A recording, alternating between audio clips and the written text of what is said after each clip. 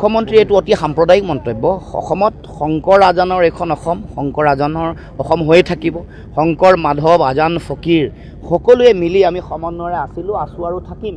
অচিনাকি মানুহৰ বোজা যদি দিছে সেইটো হিমন্ত বিশ্ব শৰ্মাই দিছে।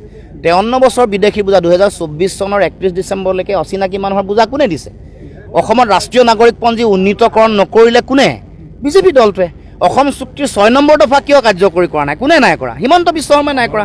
গতিকে অবৈধ বিদেশীৰ বোজা জাপি দিয়া, বিদেশীৰ নাম চিনাক্তকৰণ কৰি বিতৰণ নকৰা কামটো কোনে? হিমন্ত বিশ্ব শৰ্মাই কৰিছে।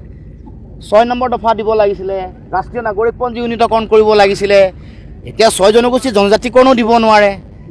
আমাৰ চাহ বাগিচাৰ যিসকল চাহ শ্ৰমিক আছে তেওঁলোকক মাটিও দিব নোৱাৰে। এনেকুৱা মাটি দিয়া এনেকুৱা এখন আইন বনাই দিছে, তাত তেওঁলোকে এনেকুৱা লেকুনা এটা লগাই থৈ দিছে।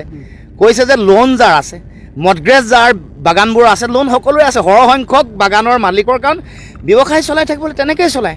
সকলো বাগানৰ মালিকৰে সৰহভাগৰে 80%তকৈ বেছি মানুহৰ লোন আছে বা মডগ্ৰেজ আছে। গতিকে তেওঁলোকে মাটি দিব নোৱাৰিব, 80% তেনেকৈ গ'ল।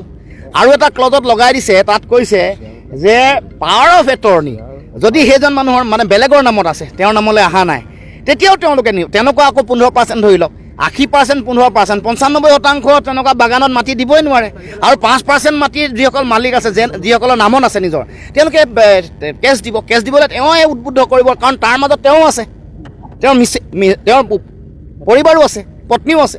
গতিকে এইটো চাহ বাগিচাৰ ৰাইজক পুনৰ ৰামঠগন দিব বিচাৰিছে। যেনেকৈ 6 জনগোষ্ঠী মানুহক এইটো ললিপপ হিচাপে ব্যৱহাৰ কৰিছে। গতিকে এই ললিপপৰ ৰাজনীতি এবাৰ নচলে। পুৰণা যিখন তেওঁলোকৰ কেছেট, নতুন বটলত কি কয় পুৰণা বস্তুকে তেওঁলোকে ভৰাইছে।